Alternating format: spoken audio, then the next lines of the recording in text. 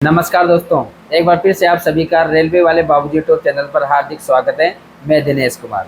आज इस वीडियो में हम बात करेंगे आरपीएफ कांस्टेबल की संभावित एग्ज़ाम डेट के बारे में और आरपीएफ का एग्ज़ाम पैटर्न के बारे में कि किस सब्जेक्ट से कितने क्वेश्चन पूछे जाते हैं और आपको किस सब्जेक्ट में किस टॉपिक पर ज़्यादा से ज़्यादा ध्यान देना चाहिए ताकि आपका सिलेक्शन हो जाए।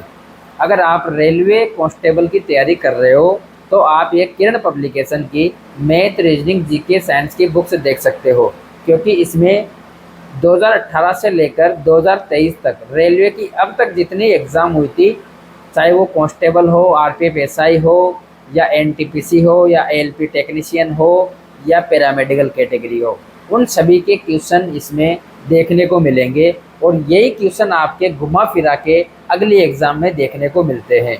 इसलिए आप अगर यह बुक्स से पढ़ाई करते हो तो आपको एग्ज़ाम में काफ़ी हेल्पफुल होगी।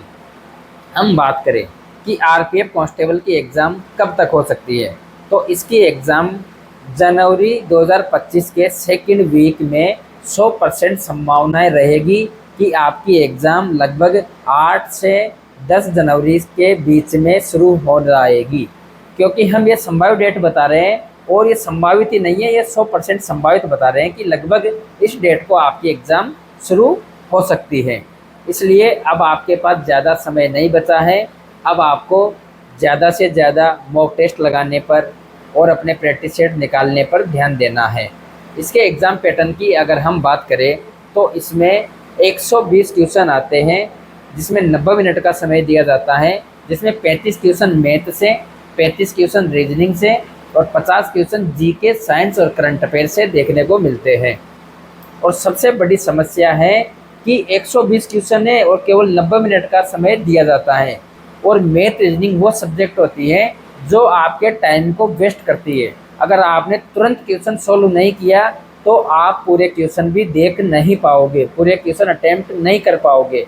इसलिए आपको मॉक टेस्ट पे भी सबसे ज़्यादा ध्यान देना है और प्रैक्टिस सेट निकालने पर सबसे ज़्यादा ध्यान देना है।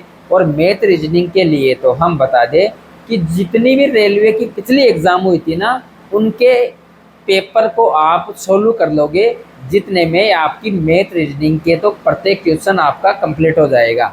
क्योंकि मैथ रीजनिंग में क्या है, ये तो है नहीं कि इस बार कुछ नया क्वेश्चन बन गया, पिछली बार अलग क्वेश्चन था। मैथ रीजनिंग तो बार बार वही रिपीट करती है टीसीएस एजेंसी जो एग्ज़ाम कंडक्ट करवाती है। इसलिए आपको ज़्यादा से ज़्यादा ध्यान प्रीवियस ईयर के पेपर पर देना है अब मैथ और रीजनिंग में तो। और करंट में जो 50 क्वेश्चन आएंगे ना, जीके, साइंस और करंट अफेयर्स के, जिसमें 10 क्वेश्चन तो आपको लगभग करंट अफेयर्स के देखने को मिलेंगे। और करंट अफेयर्स में तो सबसे ज़्यादा ध्यान आपको एक तो खेल कूद पर देना है, जैसे किसको कौन सा गोल्ड मेडल मिला, जैसे किसी को पद्मश्री, पद्म विभूषण कि वो जो जिसको मिला वो किससे संबंधित है, क्यों मिला, और जितने मेडल वगैरह ये हैं और जितनी बुक्स लॉन्च होती है, चाहे से वो जो एक तो जीके में ओल्ड बुक्स हो या जो न्यू बुक्स लॉन्च होती है, उन पे आपको ज़्यादा से ज़्यादा ध्यान देना है। जैसे बजट हो गया, इन चीज़ों पर आपको ज़्यादा से ज़्यादा फोकस करना है।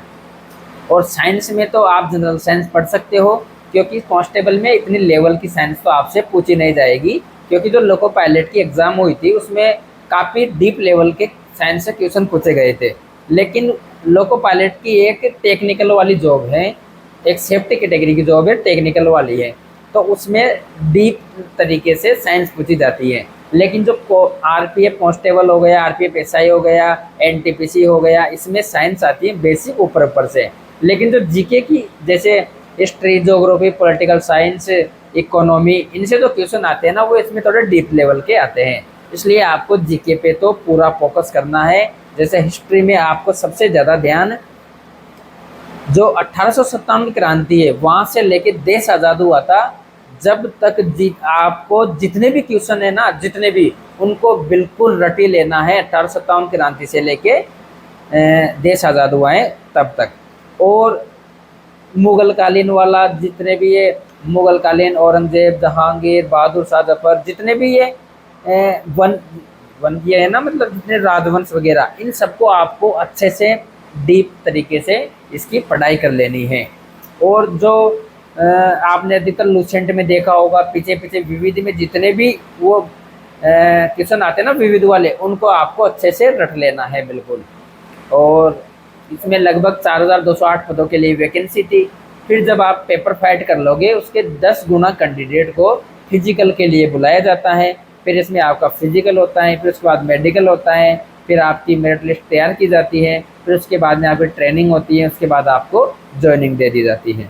बाकी अगर आपको आरपीएफ कांस्टेबल से संबंधित कोई भी डाउट्स हैं तो आप कमेंट बॉक्स में पूछ सकते हैं, हम आपका हर डाउट क्लियर करेंगे। और अगर आप चैनल पर पहली बार आए हो तो चैनल को सब्सक्राइब जरूर कर लेना। धन्यवाद।